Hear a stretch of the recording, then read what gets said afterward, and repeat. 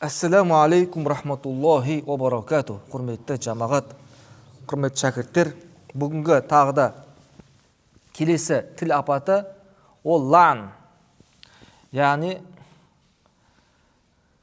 лағнет айту. Лағнет айту. Бұл да тілдің апаттарын бірі екен. Лағнет деген мағынасы Алланың рахметінен ұзақ болуды сұрау. Түсінді ма? Алланың рахметінен құлсын деген мағына ғой енді. Алланың рахметінен ұзақ болсын деген мағына. Лағнет деген қиын. Шариғатымызда бір хайуанға, немесе жансыз нәрсеге және адамға лағнет айтудан тыйым салынған. Лағнет айтуға болмайды. Пайғамбарымыз саллаллаху алейхи уассалам былай дейді: Әл-му'мину лейса билла'ани. Мұсылман кісі лағнет айтпайды дейді. Тағы да бір хадисте: Ла тала'ану билла'натиллах ва ла би ғадабихи ва ла би джаханнам. Бір-біріңізде Алланың лағнеті деп айтпаңыздар дейді. Алланың ашуы ызасы болсын деп айтпаңыздар. Және бір-біріңізде тозақты тілемеңіздер дейді. Бір-біріңізде тозақты тілемеңіздер дейді.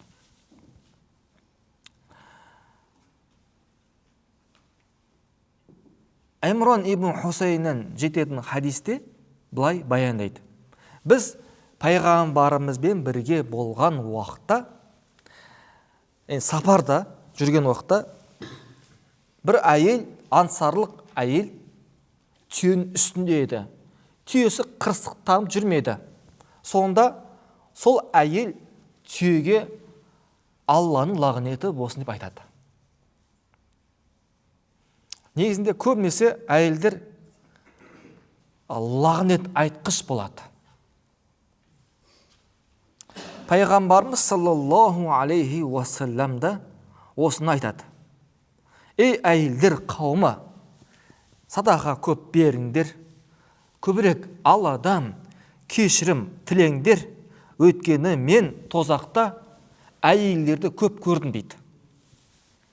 Енді не себепті әйелдер сол тозақта көбірек болады екен? Бұны пайғамбарымыз саллаллаху алейхи уассалам өзі баяндаған. Ғұламаларымыз айтады, ағайындар, хадисте де айтылған, көбінесе олар лағнет айтады дейді.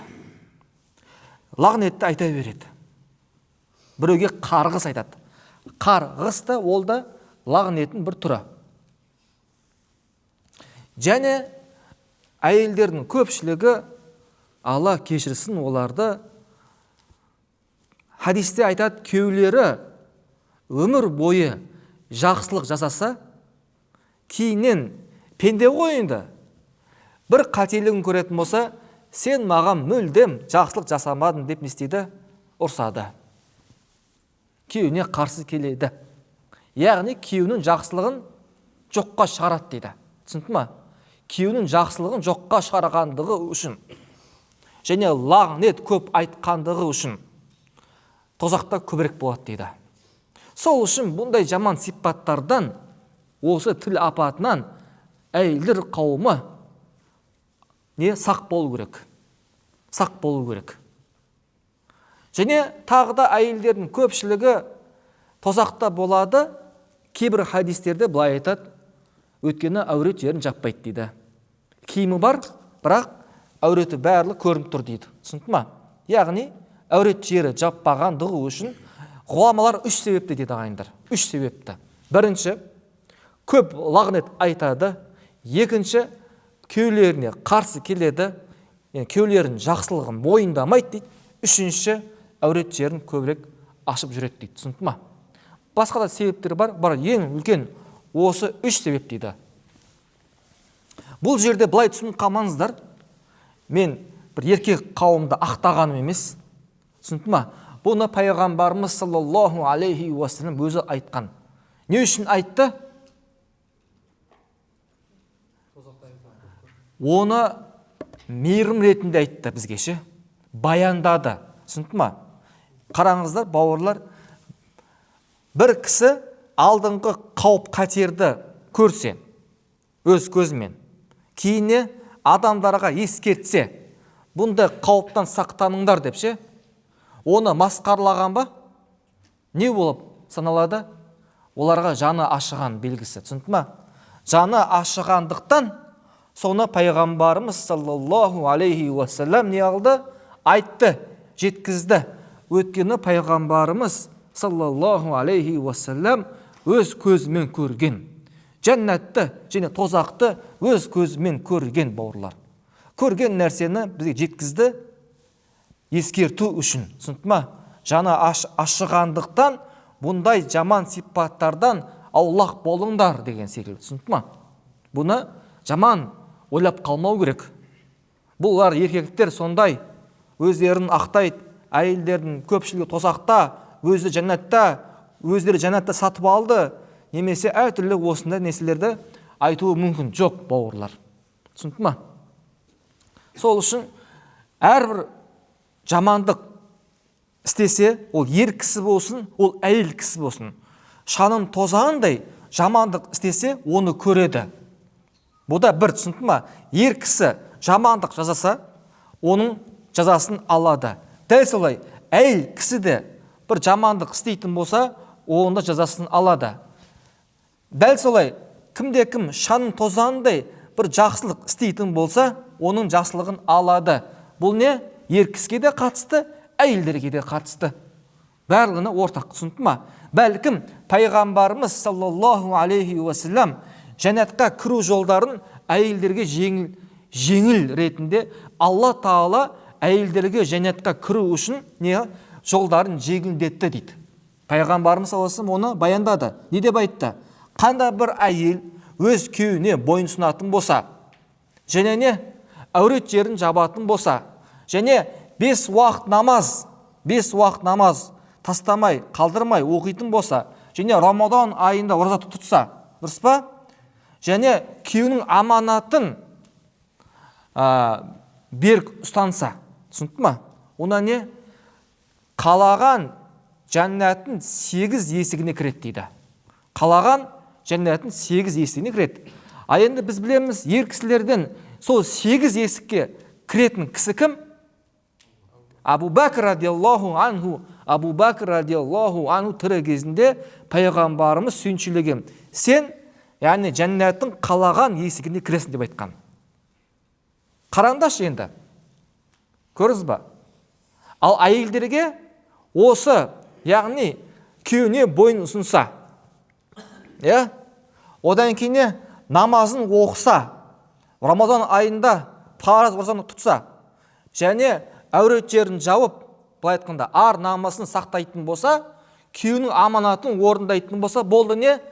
Жәннаттың қалаған есігіне кіре алады. Бұл жеңілдік емес па? Бұл жеңілдік емес па? Алла Тағала оларға жеңілдік берген жоқ па? Дұрыс па? Жеңілдік берген. Керісінше жәннатқа кіру жолдарын не? Жеңілдеткен. Енді сәл тақырыптан ауытқып қалса да, мен айтып кетейін, бауырлар. Кейбір әйелдер былай айтады: мен де жұмыс істегім келеді дейді. Мен де дүние табым келеді дейді. Біліңіздер, бауырлар. Алла Тағала сізге жүктемеген нәрсені өзіңізге жүктеп алуы, ол қиындық біріншіден. Өзіңізді не істейсіз? Шаршатасыз. Одан кейін не? Адам күнә, көбінесе күнә адамдардың арасында болады, дұрыс па? Күнә не? Көбінесе не болады? Адамдардың ақылларында болады. Дұрыс па, бауырлар? А енді пенде мен Алланың арасында күнәлар не? Иншалла кешірілуге жақын дейді. Алла Тағала пенде мен Алланың арасында күнәларын кейбір құлдарды өзінің кеңшілігімен есепке алады, кейбір құлдарды өзінің әділдігімен есепке алады. Түсінді ма? Ал енді адамдардың ақыларымен болған жағдайда Алла Тағала өзінің әділдігімен есепке алады. Яғни ер кісі сыртта жүреді, нафақа іздейді, дүние табады. Дүние тапқан уақытта не? Ол кісі базарда болады. Ол кісі не? Кәдімгі адамдармен араласып жұмыс жасайды. Яғни адамдармен бірге болғандықтан күнәда көп болуы мүмкін. Сыртта болғаннан кейін біреудің ақысына кіріп кетуі мүмкін, дұрыс па? Ол да біреудің ақысына кіру мүмкін. Яғни дүние тіршілігі, адамдар бар кезде жұмыс жасау ол қиынырақ негізінде ше. Және ол жерде де күнәда көп болуы мүмкін. Түсінікті ма? Яғни адамдардың арасында жүріп, напақа тауып, дүние тауып, сол күнә жасамай, пенделердің ақысына кірмей жүрген кісі өте аз. Оңай емес, бауырлар. Оңай емес. Бірақ та бұны кімге жүктеді? Ер кісілерге жүктеді. Көрдіңіз ба? Ал енді кейбір әйелдер мен ер кісі секілді жұмыс істейін дейді. Жұмыс істе, бірақ шариғаттың талабына қарай жұмыс жасау керек. Және Алла Тағала жүктемеген әйелге жұмыс жасау. Түсіндің ме? Кейбір салада шариғаттың жүктеген. Мысалы неде? Мысалы әйелдер, тек қана әйелдерге қарауға болатын жұмыстар. Мысалы акушерка дейді. Түсіндің ме? Немесе әйелдердің медицина жағынан гинекология, түсіндің ме? Гинекология. Немесе әйелдердің әуреттерінен байланысты медицинаны оқу міндет болады әйелдерге. Түсіндің ме? Жалпы мұны қосымша айтып кеттім. Бауырлар, қараңыздар, бір әйел ансарлық әйел дейді. Өзінің түйесіне не айтты? Алланың лағнеті болсын дейді. Сонда пайғамбарымыз саллаллаху алейхи уассалам бұған ашуланды. Былай деді: «Хузу ма алейха» дейді. «Ва а'рахуха». Түйенің үстіндегі заттардың бәрін алып қалды, түйені бос жібер дейді ойында. Өткені фаиннаха мал'унатун. Өткені оған Алланың лағнеті тиді дейді. Қараңыздар, енді түйенің күнәсі жоқ, дұрыс па? Алланың рахметінің ұзақ болды деп айтумен ол тосақ ет қылмайды. Жануар ғой былай айтқанда, дұрыс па? Ол шариғат не? Оған жүктелмеген. Бірақ та пайғамбарымыз саллаллаху алейхи уассалам не үшін бұлай айтты? Өткені әйелге сол және бүкіл үмбетке білдірту үшін, ескерту үшін. Яғни бір хайуанға Алланың лағнеті айтпаңдар. Не үшін десе, не үшін күнә болады бұл ше? Не себепті? Өткені түйені жаратқан кім? Алла Тағала. Ал жаратылысты сөгу, оған тіл тигізу, жаратушыға тіл тигізгенде не болады? Түсінді ма? Бауырлар, мысалы қараңыздар, мен үстелді жасасам, мысалы ұстамын да, кейін біреуінің үстеліне сол үстелді бір тіл тигізсе, сол үстелге ше, бұл не? Егер соны ұста естейтін болса, ұста оны осы сөзге не ренжиді, түсінді ма? Сол үшін бұл не, бауырлар, жаратылыстарға Алланың лағнеті деп айтпайды. Түсінді ма, бауырлар? Өйткені ол Алланың жаратылысы, оны істеушісі Алла Тағала. Оны жаратушысы не? Алла Тағала. Бұны ескерту үшін, үмметке ескерту үшін, түсінді ма? Жанды да жансыз нәрселерге Алланың лағнеті болсын деп айтпайды. Алла өзін кешіре көрі. Пайғамбарымыз саллаллаху алейхи уассалам былай дейді: «Инна ла'анина ла якунуна шуфа'a ва ла шухада'a яумал қияма». Лағнет айтатындар дейді, қиямет күні біреулерге шапағатшы болмайды және Алла жолында шахидте болмайды, түсінді ма? Болмайды дейді ағайындар. Субханалла. Анас радиаллаху анхудан жететін бір хадисте былай дейді: бір кісі түйесімен бірге жүреді, түйесіне лағнет айтады. Сонда пайғамбарымыз былай дейді: «Ей Алланың құлы, онымен бірге түйені бізбен бірге алып жүрме» дейді. Өйткені оған Алланың лағнеті тиген дейді. Түсінді ма? Осы нәрседен қатты пайғамбарымыз саллаллаху алейхи уассалам қайтарған екен. Енді қараңыздар, лағнетті кімге айтуға болады? Жалпы былай екен. Жалпылай айтуға болады кәфірлерге, залымдарға. Мысалы былай: лә'натуллахи алал залимин, лә'натуллахи алал кәфирин. Залымдарға, кәфірлерге Алланың лағнеті болсын деп айтуға болады. Өйткені Алла Тағала Құран кәрімде солай айтқан, түсінді ма? Жалпылай айтуға болады. Өйткені бір жеке бір адамға айтатын болсақ, тірі адамға ше, ол кәфір болсын. Ол біз білмейміз, соңы мүмкін не иманмен аяқталуы мүмкін, дұрыс па?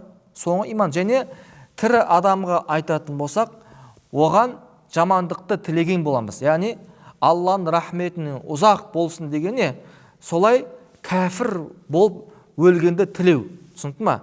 А кәфір болып өлуді қалау, ол не? Бұл да жаман нәрсе. Бәлкім біз бір адамды кәфір болып өлуді қалайтын болсақ, солай қалағандығы үшін солай адам өзі діннен шығып кетуі мүмкін дейді. Не үшін? Өйткені кәфір адам ол Алланы мойындамайды. Дұрыс па? Және Аллаға тіл тигізеді, Алланы сөгеді. Біз Алланы сөгілі, Алла Тағалаға бір кісі Алла Тағалаға тіл тигізсе, соны біз қалап тұрсақ, көрдіңіз ба? Соның қалау не? Бұл өзі діннен шығаратын нәрсе да. Сол үшін бір кісі кәфір болып өлуін қаламау керек. Түсінді ма? Оны қалау Алла Тағалаға тіл тигізуді қалау секілді. Түсінді ма? Алла сақтасын. Бұл жаман нәрсе. Енді қараңыздар, жалпылай айтуға болады деп айттық. Кәфірлерге, залымдарға, бидағатшыларға, фасықтарға, немесе парақорларға, жемқорларға, түсінді ма? Жалпылай Алланың лағнеті болсын деп айтуға болады, жалпылай, түсінді ма? Дәл солай не? Мысалы, насараға, түсінді ма? Христиандарға, яхудилерге Алланың лағнеті болсын деп айтуға болады. Өйткені Алла Тағала Құран кәрімде өзі айтып кеткен бұл нәрсені, түсінді ма? Жалпылайды. Ол да не? Тағы да ерекшелеуді, сәл жалқылап, ішінен кәпірлердің ішіндегі христиандар, немесе яхудилер деп не? Алланың лағнеті болсын деп айтуға болады. Түсінді ма? Енді бір кісіні, жеке бір кісіні, ол кісі кәфір болса да, тірі кезде оны Алланың лағнеті болсын деп айтылмайды. Түсінді ғой? Бұл біз себептерін айтқан едік. Жалпы тағы да шариғатымыз біздің Құран кәрімде, мысалы, кәфір күпірлікпен өлген кісілерді Алла лағнеті болсын деп айтуға болады. Мысалы, Фираун не? Ол күпірлікпен өлді. Соған не? Алланың лағнеті болсын деп айтуға болады. Мысалы, Абу Джахил не? Ол күпірлікпен өлді. Оны кім баяндады? Пайғамбарымыз баяндады. Дұрыс па? Мысалы, Абу Лахаб, дұрыс па? Таббат яда аби лахабин ва табба. Дұрыс па? Құранда өзі айтып кетті. Абу Лахабтың қолы құрсын. Яғни Алла Тағала өзі оны осылай қарғады. Дұрыс па? Соны не? Алла Тағала Құран кәрімде айтып қойды. Өзі тозаққа барды деп айтты. Түсінді ма? Яғни шариғатымыз бір кісіні тозақта деп айтатын болса, оны біз Алланың лағнеті болсын деп айтсақ болады. Жайыз бұл. Түсінді ма? Жайыз. Шариғатта рұқсат берілген. Енді бауырлар, жалпы біз кәпір кісіге немесе шайтанға лағнет айтпасақ, қиямет күнін сұрамайды бізден. Неге лағнет айтпадың деп ше? Одан біз сұралмаймыз, негізінде сұралмаймыз. Түсінді ма? Өйткені ол жайыз да, ол рұқсат берілген нәрсе. Түсінді ма? Біз лағнет айтпасақ та, олар сол күнә істеген себепті, Аллаға қарсы келгендікті себепті, олар Алла лағнетіне ұшыраған негізінде. Түсінді ма?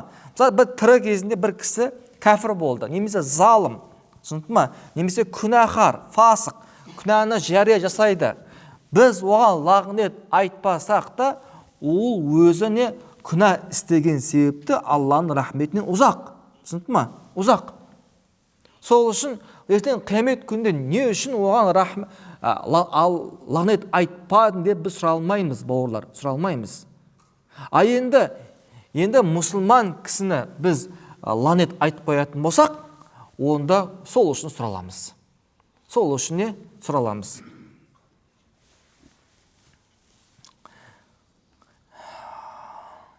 Енді бұла сұрақ келмеуін кейде. Мысалы, біз мұсылманға айтамыз ғой, Алла разы болсын деп, дұрыс па? Алла сені рахметіне бөлесін деп тірі адамға айтуға болады, дұрыс па? Дәл солай не? Бір кәфір адам тірі кезінде Алланың лағнеті болсын деп айтсақ, не болыпты дейді. Яғни мұсылман кісіге біз тірі кезінде Алла разы болсын, Алла сені рахметіне бөлесін деп айтуға болады ғой. Бірақ ол мұсылман кісі діннен шығып кетуі мүмкін, дұрыс па? Білмейсің ғой сен соңын қалай аяқталатынын, дұрыс па? Соған солай айтуға болады. Дәл солай не? Кәфірге де айтсақ не болыпты дейді. Сондай сұрақ пайда болуы мүмкін. Онда имам Ғазали рахимахуллах былай жауап береді. Жалпы мұсылманға Алла сені рахметіне бөлесін деп айтатын болсақ, оған не тілеу? Оған жақсы дұға тілеу. Қандай? Алла Тағала сені исламда қадамын бергетсін деген сияқты. Ал не? Олай айтуға болады, дұрыс па? Алла саған разы болсын деп айтуға болады. Не үшін? Мұсылманға жақсылықты қалауы болады, дұрыс па? Алла Тағала сені исламмен берік қылсын, осы исламмен жан тапсыруға нәсіп етсін деп дұға етуге болады. Ал енді бір кәфір кісіге сенің соңын көпірлікпен өл деп не? Оған олай тілеуге болмайды. Түсінді ма? Күфірлікпен өлім тілеу оған. Айттық қой бізде, сен Аллаға қарсы келген кісіні, Аллаға қарсы келген кісіні бар ғой, Алланы сөгілуге сен разы болғандай болады. Түсінді ма? Ал оған разы болмау керек. Түсінді ма, бауырлар? Кімде-кім оған разы болатын болса, ол да не? Өте қауіпті да, өте қауіпті, өзінің дініне қауіпті болады. Түсінді ма? Сол үшін олай айтпау керек. Жалпы айттық қой, біреуге лағнет айтпасаң, қиямет күні бізден сұралмайды. Неге айтпадың деп. Түсінді ма? Алла. Алла. Түсініп ма, жігіттер? Өзін түсініп бірінші қағып жатсыңдар ма? Енді бір сұрақ қою мүмкін. Пайғамбарымыз саллаллаху алейхи уассалам тірі кезінде айтқан ғой. Мысалы, бір мүшриктерді тірі кезінде не? Оларға қарғыс айтқан, дұрыс па? Онда біз былай жауап береміз. Біріншіден, Пайғамбарымыз саллаллаху алейхи уассалам оны өздігінен айтпаған. Алла білдірді. Олардың соңы қалай аяқталатын, не? Алла Тағала білдірді. Пайғамбарымыз саллаллаху алейхи уассалам білді, олар дінсіз өлетін білді. Кәфір болып өлетін білді. Түсінді ма? Алла білдіргендіктен сол үшін не? Аллахумма алейка би Аби Джахил деп Утба ибн Рабиа деп айтқан. Аллахым Абу Джахилді, Утбаны не? Саған тапсырдым, өзін жазала, түсінді ма? Өзін азабын жаудыр деп айтқаны бар. Өткені не? Соның қалай екенін, қалай аяқталатынын білді. Алла өзі білдіргендіктен сол үшін айтқан. Түсінді ма, бауырлар? Сол үшін олар не? Шынында да не? Дінсіз болып не? Өлді. Аллаға қарсы келіп өлді. Бұл да не? Нен білдіреді? Пайғамбардың мұғжизасын білдіреді. Көрдің ба? Пайғамбарымыздың мұғжизасы білдіреді. Егер де пайғамбарымыз осылай айтқаннан кейін олар дінді қабылдайтын болса, ол бір-біріне қарама-қайшы болатын еді. Дәл солай Алла Тағала Құран кәрімде айтты ғой, Абу Лахаб не? Бұл тозаққа барады деп, дұрыс па? Жалындаған тозақтың оттың ішінде болады деп айтты ғой, хабарлады ғой, дұрыс па? Егер де сол Абу Лахаб иманға келетін болса не? Бір-біріне қарама-қайшы келетін еді. Бірақ та не? Алла хабар бергендей тірі кезінде тозақпен не істейді? Сүйіншіледі Алла сақтасына. Және солай имансыз болып өлді. Көрдіңіздер ма, бауырлар? Бұл да не? Пайғамбардың мұжизасын білдіреді. Субханалла. Сол үшін біз бір кісінің қалай аяқталатынын, соңы қалай болатынын білмейміз. Сол үшін не істеу керек екен, бауырлар? Бір залым кісіді көретін болсақ, оның кісін атамай, жалпылай айтуға болады. Залымдарға Алланың лағнеті болсын деп, түсінді ма? Жалпылай айтуға болады. Түсінді ма, бауырлар? Қараңыздар, Нуайман деген сахаби болған, радиаллаху анху. Ол кісі арақ ішіп қоятын. Енді кейде имам Ғазали рахимахуллах кейін әзіл бабын өтеміз. Ақылында сәл бір нәрсе болған дейді. Түсінді ма? Енді арақ ішіп қоятын. Түсінді ма? Бірнеше арақ ішіп қоятын. Сонда сахабалардың кейбірі, саған Алланың лағнеті болсын, неге бұл нәрсені жасай бересің, неге арақ ішіп қоя бересің деген сияқты не істейді, ашуланады. Сөйтіп оны әлгі аяқ киіммен ұра бастайды. Сонда пайғамбарымыз саллаллаху алейхи вассалам айтады: сендер бауырларының қарсы шайтанға жәрдемші болмаңдар дейді. Оны жіберіңдер, ол әлбетте Алланы және Алланың елшісін жақсы көреді дейді ғой. Көрдің ба? Сонда кімде-кім Алланы, Алланың елшісін жақсы көретін болса, пайғамбарымыз саллаллаху алейхи вассалам дейді хадисте: әл-мар'у ма'a ман ахаб, кісіне жақсы көрген кісімен бірге болады дейді.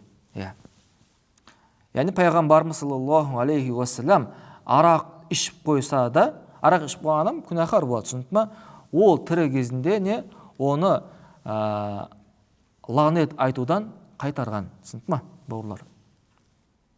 Алла хидаят берсін, ағайындар. Және бір мұсылманды Алла сақтасын, кәфір деп айтуға болмайды, бауырлар. Пайғамбарымыз саллаллаху алейхи вассалам айтады: «Ма шахида роджулун аля роджулин би куфрин илля баа бихи ахадухума». Қандайда бір кісі біреуді кәпір деп айтатын болса, онда сол кәпір деген сөз екеуінің біреуіне қайтады дейді. Егер де ол кәпір деп бір кісіге айтты ғой, ол шынында кәпір болатын болса, айтқанындай болады.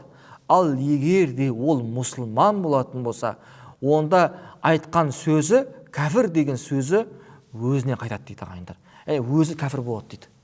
Не үшін десе, бауырыл былай еген ғой, мұсылман кісіні біз кәфір деп айтуға бола ма? Болмайды ғой. Мұсылман деген кісі кім? Алланы растаған, Алланың елшісін мойындаған адам, дұрыс па? Сондай адам кәфір десек не болады? Сен Аллаға, Алланың елшісіне сенгендігі үшін кәфір болдың десең не болады? Өзі кәфір болды. Өйткені сен мұсылманды діннен шығардың, көрдің ба? Сол үшін бауырлар, бұндай нәрседен сақтану керек. Алла сақтасын, түсінді ме?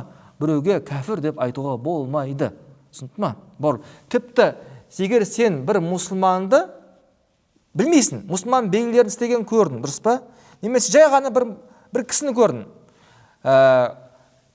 кәпірлердің белгілерін көрмедің, кәпірлердің белгілерінше, бірақ сен оны мұсылман деп ойлайтын болсаң, ол кәпір болатын болса, сен Алланың алдында сұралмайсың, түсіндің ме? Көрдің ба? Алланың алдында сұралмайсың. Өйткені сен не жақсы ойладың, көрдің ба? Ал енді сен бір кәпір кісіні көрдің да, оны кәпір демегендігі үшін қиямет күні сен сұралмайсың, көрдің ба? Сұралмайсың. Ең жақсы не? Үндемеген, ағайындар. Ман самата нәжәді. Кім не? Үндемесе, сол құтылады дейді. Енді бауырлар тағы да бір нәрсе айтып кетейін. Біреулер айтады, пайғамбардың әкесі, анасы кәпір деп айтады. Біреулер айтады, жәннатта дейді. Дұрыс па? Жәннатта дейді. Бұлай сен пайғамбарымыздың анасын, әке-шешесін кәпір деп айтатын болсаң, не? Алланың елшісі ренжуі мүмкін саған, дұрыс па? Егер ол мұсылман болатын болса, Алланың алдында, дұрыс па? Ренжуі мүмкін. Қиын нәрсе. Енді сен пайғамбарымыз саллаллаху алейхи вассалам әке-шешесін мұсылман деп айтатын болсаң, мұсылман деп, дұрыс па? Онда Алланың артынан не? Үкім берген боласың. Көрдің ба? Алла айтпаған нәрсесін сен айту мүмкін да. Ең жақсы бұл жерде неде? Аллаға тапсыру. Тауқуф дейді. Тоқтау да, тоқтайсың. Раббы, мен білмеймін. Және мен ол жайында ертең қиямет күні Алла тағала менен сұрамайды, бауырлар, ешкімнен сұрамайды. Неге Алланың елшісін сен кәпір деп айтпадың, немесе мұсылман деп айтпадың деп не? Сұралмаймыз ол нәрсені. Сұралмаймыз, бауырлар. Сол үшін не? Ең жақсы не істеу керек екен? Аллаға тапсыр, білмеймін болды. Мен бұл нәрсеге білмеймін, түсінді ма? Мен Аллаға тапсырдым деп айтсақ не? Ең жақсы жол осы екен, бауырлар. Ең, түсінді ма? Енді біреулер бар, бір-біріне бидағатшы шығарады, діннен шығаруға біреулер барады, түсінді ма? Сен Алланың елшісін әке шешең кәпір деп айттың деп сен бидағатшысың, сен діннен шығасың деп айтты. Біреулер сен жәннатты деп айттың, сен бидағатшысың, сен діннен шығарып жіберуге біреулер жақын қалады ше.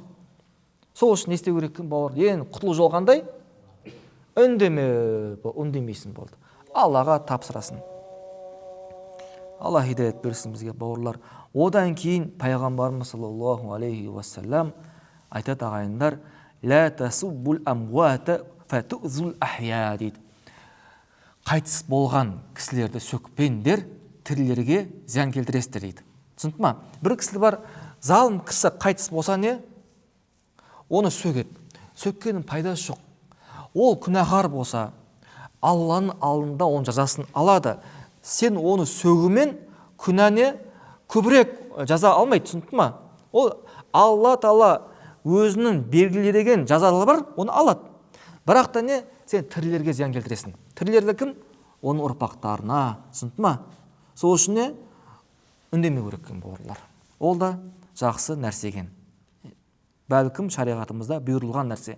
Одан кейін бауырлар, біліңіздер, бізге біреу зиян тигізсе, және соған сабыр ететін болсақ, не болады?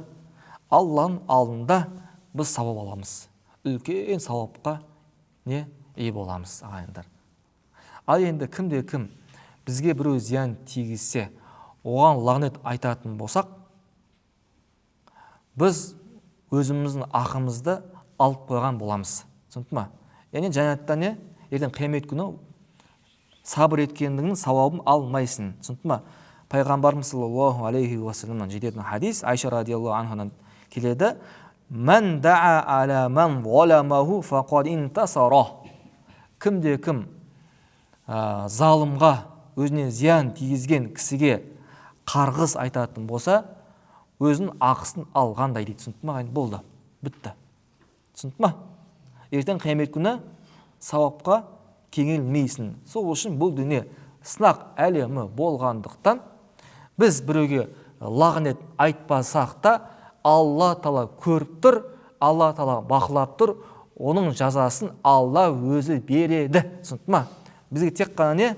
Сабыр етеміз, және жалпылай да айтуға болады. Субханакаллахумма бихамдика ашһаду ан ла илаха иллаллах, настағфирука ва натубу илейк. Алла разы болсын.